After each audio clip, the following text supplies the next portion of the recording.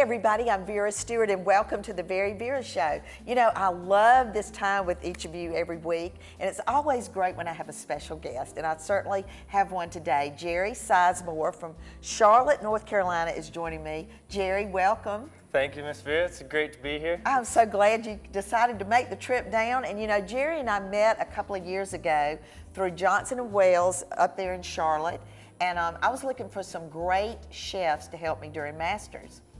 Well, we came in for a week and I had a blast. It was a great time. It was wonderful. And through that opportunity for us to get to know each other, Gerry has come back to Augusta to help me with a couple of other projects. So when I was thinking about this being Valentine's Day weekend and what some people might want to do in the kitchen this weekend, you said, why don't we do some kind of a great dinner for two or something like that? And Gerry said, now Vera, what's your favorite dish? And I said, anything with a scallop. So what are we going to be making today? So since I got the clue that we should start with scallops, I decided to do a nice 2-scallop dinner, and we're going to have that served over a nice creamy polenta and braised oyster mushrooms, and that's going to have a nice red wine reduction on the bottom of that. Oh, that sounds delicious. And of course, I don't think anything is complete without a delicious dessert. So I said, Gerry, what's your favorite? And you said?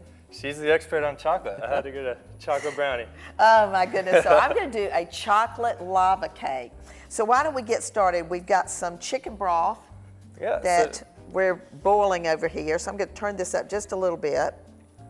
So we're just going to start with a little bit of chicken broth. You can use vegetable broth if you're vegetarian or anything that you like, but the chicken just helps for flavor and gets it that kickstart it needs.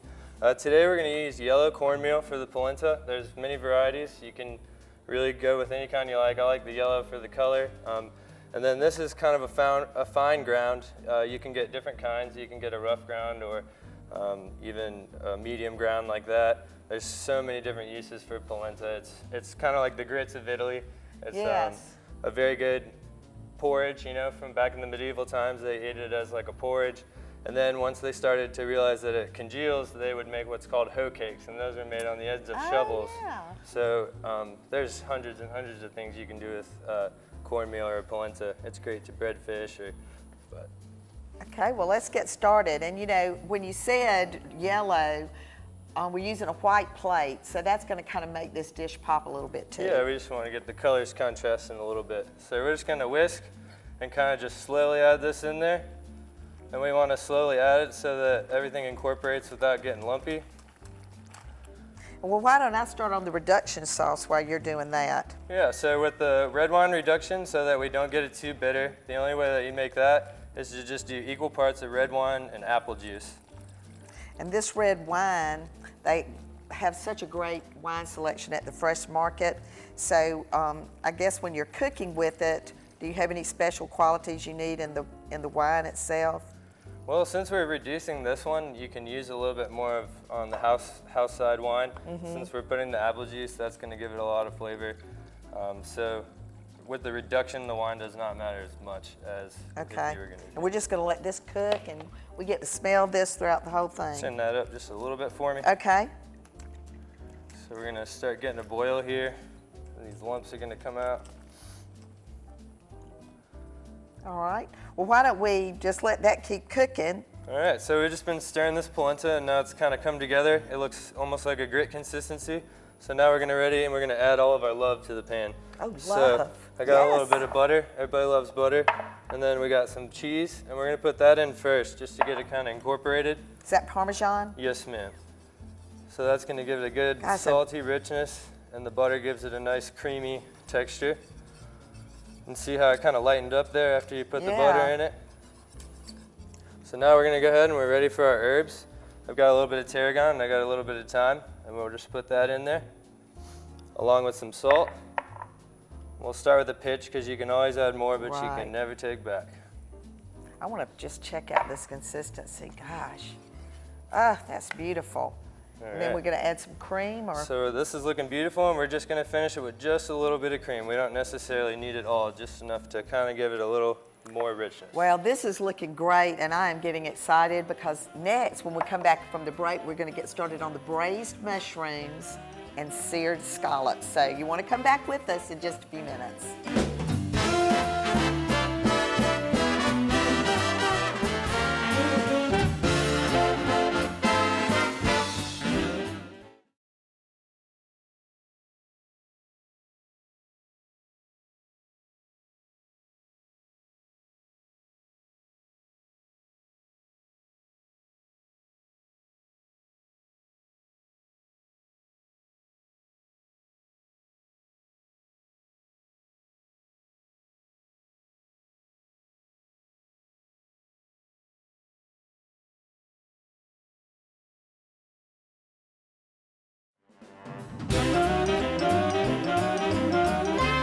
Welcome back, and if you're just joining me, I'm with my friend and associate, Gerry Sizemore from Charlotte, North Carolina. And Gerry is actually a line cook and the sauté chef at the Charlotte Country Club. Yes, ma'am. And he and I kind of hooked up during Masters Week a couple of years ago, have done some special projects together. And speaking of special projects, this is a very special project. This is a romantic dinner for Valentine's weekend. And what did we do during the break? During the break, simply all we did was put a little bit of oil in the pan, and at about medium-high heat, we added our oyster mushrooms.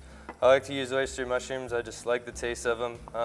But you can use wild mushrooms or any kind of mushrooms that you might find at the grocery store. Gosh, that just looks delicious. And of course, the red wine reduction is going over there for the end. So what else are we going to put in here? Because this is going to be part of the entree. Yep, so now we got our saute going, and like I said before, we want to add some love to this dish too. So we're going to go ahead and add our shallots. Okay.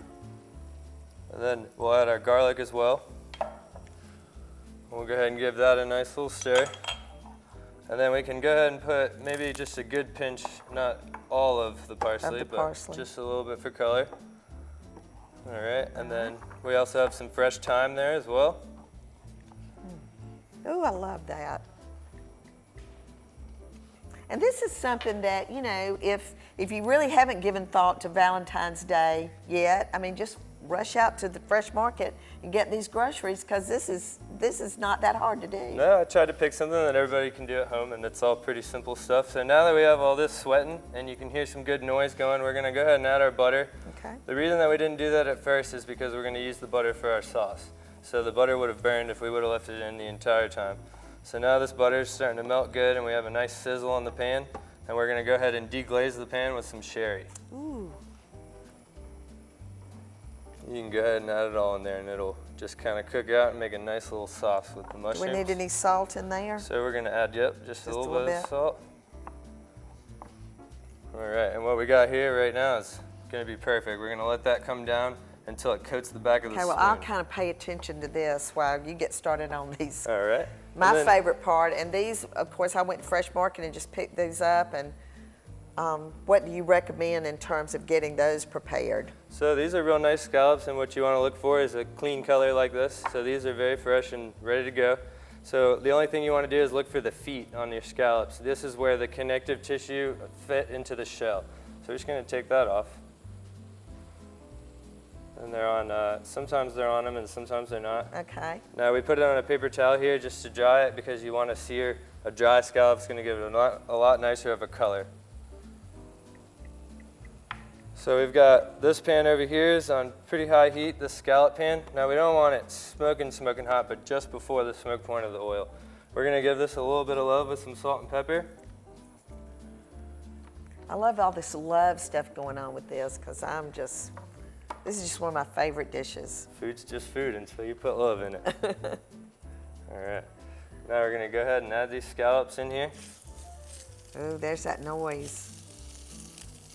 And the trick to a good sear on the scallops is not to get excited and try to pull the scallop up too early. We want to let it cook for a good maybe 2 to 3 minutes on each side, and once it turns a nice golden brown, we'll go ahead and flip that over, and it's a pretty quick cook. Now, on these oyster mushrooms, in terms of on a special occasion, you know, just kind of branch out a little bit. You know, I seem to always go to the portobellos and that sort of thing, but this has a little bit of a different texture to it as well. Yeah, so the oyster mushrooms, naturally they grow. They look kind of like a bushel of oysters, and they kind of have a big bush like that. So the body of them is different from other mushrooms that you are used to getting at the store. And I just like to use them because they're a little different, like you said. Well, and you know, the bins that they have them in and the little tongs there that you can select, it was kind of fun picking out the ones that were the best looking ones in the bunch.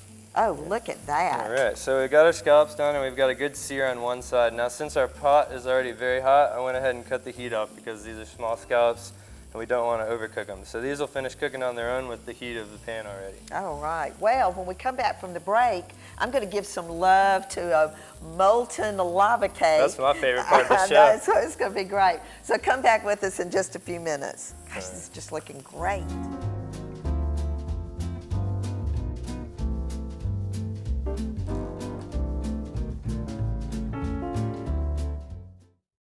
Ask Vera is brought to you by Georgia Bank and Trust and Southern Bank and Trust. Kathy Gray in Augusta writes, what's the best way to take care of cast iron cookware? Well, Kathy, I've got a demonstration for you. Clean it after each use, and you want to use hot running water only. Never use soap. You don't want to use soap when you clean it. And then scour it. If you happen to pull it out of the cabinet and it needs to be cleaned, you're going to use a little bit of kosher salt and just a brush or a good hard sponge to scour it.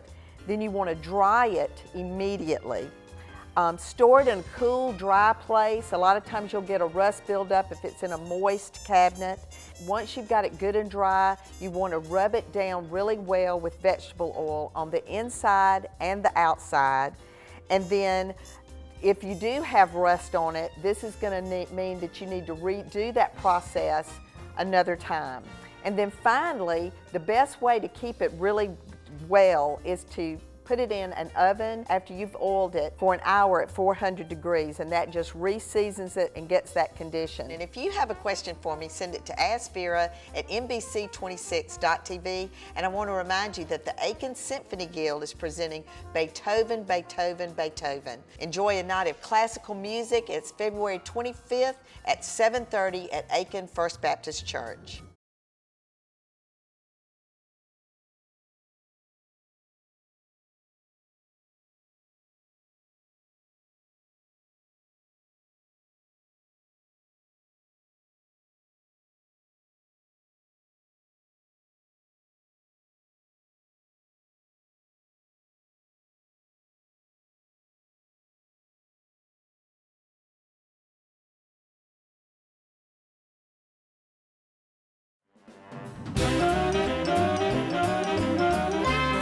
Welcome back, and we are getting ready to put these lava cakes together, and I have had this mixer going for 5 minutes now, and I'm going to turn it off and let you get caught up with what I did during the break.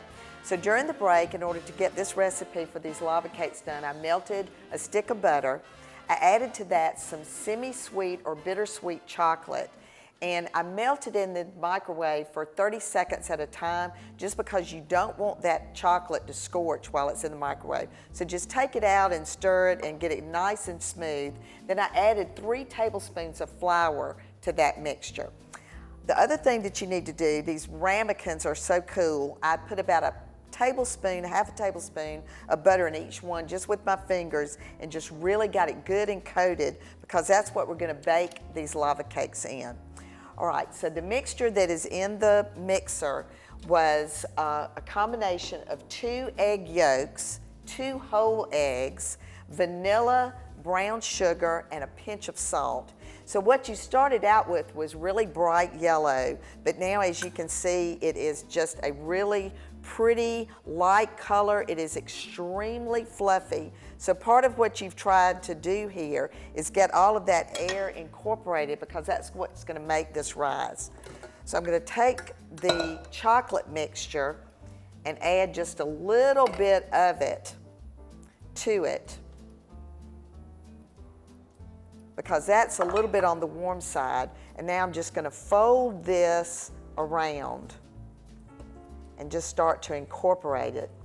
And while I'm incorporating this together for these great cakes for you, Gerry, let's go down here and see what Gerry is doing for the garnish for our romantic dinner plate.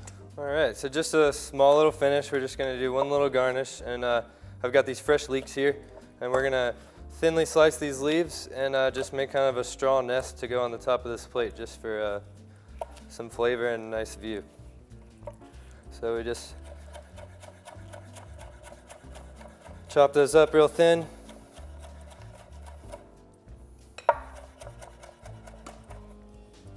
Now those are some knife skills, Gerry. That's going to be really pretty. And you've got some oil heating? Yes, ma'am. I've got some oil at about medium-high heat, just enough to fry, but not very hot.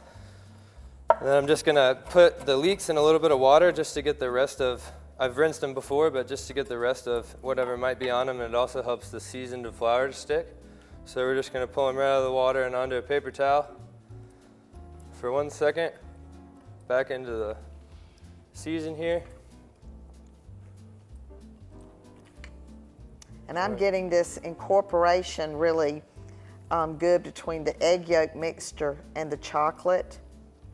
And while you're getting ready to fry those, I'm going to start pouring this evenly into these little ramekin dishes. Wow, that looks great. We're just going to drop these into the fryer.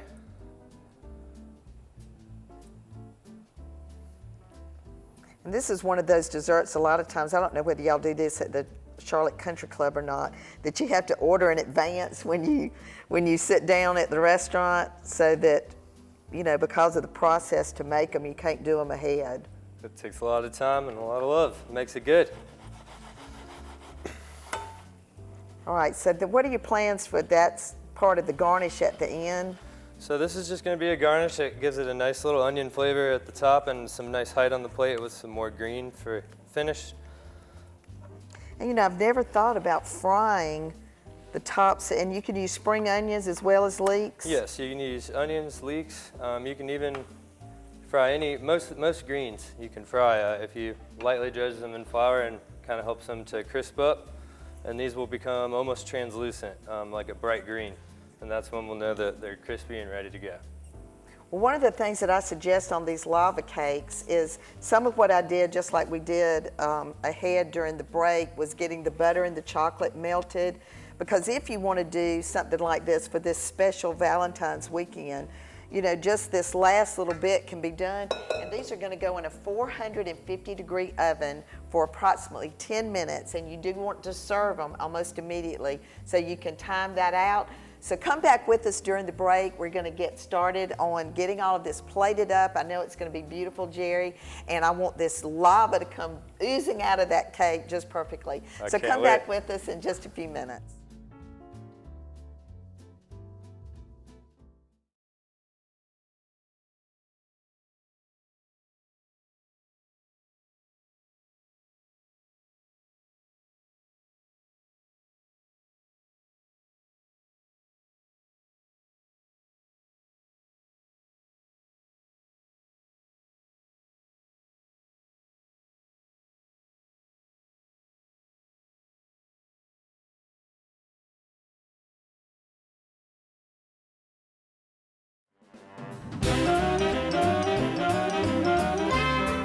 Well, it's Valentine's Day weekend, and what better way to celebrate than a beautiful dinner like the one that has been prepared. And Gerry, you have just done an outstanding job. I'm so excited. Well, thank you very much. Now's the fun part. We're going to get to eat. Well, let me go over what we kind of did with the lava cake. The lava cakes were just in for about 10 minutes, and you kind of want to look at them and see if they're getting kind of crispy on the top. Let them sit when they come out of the oven for about 1 minute to 2 minutes, and then just take a knife and go around the edge.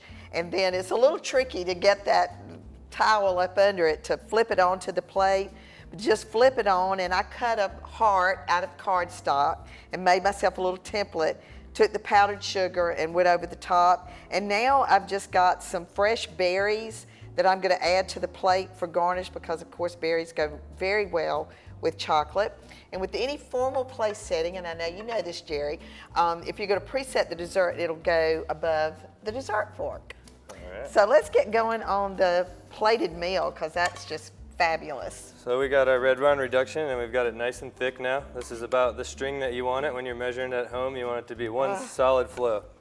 Gosh, and look, that reduced down to just about less than a half a cup. Yeah, but I'd say about, and the apple juice is going to help it have a nice sweet flavor, and we're just going to do a nice little rim around there. It's beautiful. All right, we're going to take our polenta. Gosh, and that consistency is really nice. All right, and we're just going to kind of give it a little tug over the side here. Now time for our mushrooms. Gosh, and I really hope that everybody will try these recipes. And as always, they're available on our website at VeryVera.com. And Gerry was nice enough to share his recipes with us for this spectacular dish. All right, now the finishing touch. Seared, my favorite. Gosh. You know, and people just try to overdo the plate and just, oh goodness. Just want to do something simple. This is something you can put together for your Valentine, and it's a nice dish. Oh gosh, and so that will go to the center of the place setting, and you know, just something that simple and beautiful is just an elegant way. And you know, you could serve bread, you could serve a salad with it, but something that you took a little bit of time, you put your own twist on it, which is always nice. There are all different kinds of ways that could be garnished. A little glass of champagne and you're ready to go. So again, Gerry, I want to thank you for coming down from Charlotte to join us for the show today, and I'm expecting to see you very soon. Thanks so much. I can't wait for 6 weeks from now. The Masters is coming soon. You'll be working your expertise. And the nice thing about that opportunity for you and I is that a lot of times we'll have things left over from breakfast, and he'll just put together some sort of special hors d'oeuvre for his guests that night over things that were left over from breakfast. Maybe something like a hoe cake out of the leftover polenta would be great. But as I always say at VeryVera, no matter what you do, do it in good taste. And I want to certainly suggest that you dive into that lava cake, and I'm going to take advantage of what you did for me, which was my favorite dish, the scallops. So come back with us next weekend for another episode of the VeryVera Show, and I hope everybody has a great Valentine's weekend. Thank you. Cheers. Cheers.